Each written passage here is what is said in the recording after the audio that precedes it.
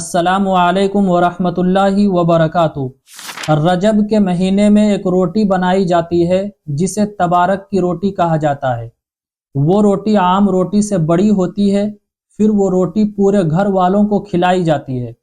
ان میں سے کچھ ٹکڑا لوگوں میں بانٹی بھی جاتی ہے، اور لوگ اس روٹی کو یہ سمجھ کر کھاتے ہیں کہ اب اس روٹی کے کھانے کے بعد میری پریشانی ختم ہو جائے گی، میری بیماری ختم ہو جائے گی، پورے سال میں فٹ رہوں گا، پورے سال میرے اوپر کوئی پرابلم نہیں آ سکتی ہے، حاسدین جل کر راکھ ہو جائیں گے۔ اور اگر رجب کے مہینے میں کوئی یہ روٹی نہیں بناتا ہے تو ان کو لعن طعن بھی کیا جاتا ہے۔ اب اسی روٹی کے سلسلے میں میرے پاس کافی سارے میلز آئے ہوئے ہیں کہ مفتی صاحب اس تبارک کی روٹی کی حقیقت کیا ہے؟ تو اچھی طریقے سے سمجھ لیں، اس روٹی کی کوئی حقیقت نہیں ہے، یہ محض رسم ہے، بدعت و خرافات میں سے ہے، لوگوں کی بنی بنائی ہوئی باتیں ہیں۔ قرآن و حدیث سے اس کا کوئی ثبوت نہیں ملتا ہے۔ صحابہ کرام کے زمانے میں بھی کوئی ایسی روٹی نہیں بنتی تھی، بزرگان دین کے زمانے میں بھی ایسی کوئی روٹی نہیں بنتی تھی۔ اس لیے اگر آپ کے علاقے میں بھی اس طرح کی کوئی روٹی بنتی ہے جسے تبارک کی روٹی کا نام دیا جاتا ہے، اگر اس طریقے کے غلط عقیدے آپ کے گھر والوں میں بھی کسی کے اندر پائی جاتی ہے تو اس کو آج سے ہی ختم کیجیے، اور اس رسم کو، اس خرافات کو اپنے گھر میں پنکنے بھی مت دیجیے۔ یہ سب محض رسم ہے، اس کا دین سے کوئی تعلق نہیں ہے۔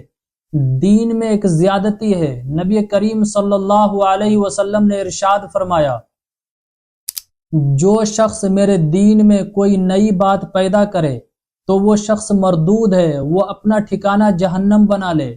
اور نبی کریم صلی اللہ علیہ وسلم نے ارشاد فرمایا کہ ہر بدعت گمراہی ہے۔ تو دین کے اندر کوئی نئی بات پیدا کرنا جس کا دین سے کوئی تعلق نہیں ہے، جیسے یہ تبارک کی روٹی ہے، نبی کریم صلی اللہ علیہ وسلم نے اس کا کوئی حکم نہیں دیا، صحابہ کرام نے اس طرح کی کوئی روٹی نہیں بنائی، بلکہ کوئی بھی حدیث نہیں ملتی ہے، ضعیف حدیث بھی نہیں ملتی ہے۔ تو آپ سے گزارش ہے اپنے گھروں سے اس رسم کو ختم کیجیے، اور اگر کوئی نہیں سمجھتا ہے تو ان کو محبت سے سمجھائیے۔ اچھا، مصیبت یہ بھی ہوتی ہے، اگر کسی کو سمجھایا جائے تو وہ کہتے ہیں اس میں حرج کیا ہے، اس روٹی کو برکت سمجھ کر ہی تو کھائی جا رہی ہے۔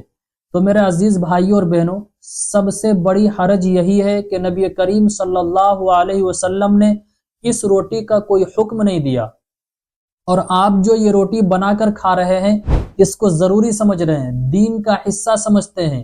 اور میرے نبی نے کیا فرمایا؟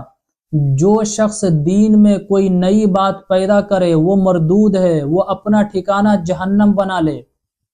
تو اب اس حدیث کے پیش نظر ایسے لوگوں میں ہم بھی شمار ہو جائیں گے، اس لیے خدا را ان رسموں سے ہمیں بچنے کی ضرورت ہے۔ ہمیں پیور دین پر عمل کرنا چاہیے۔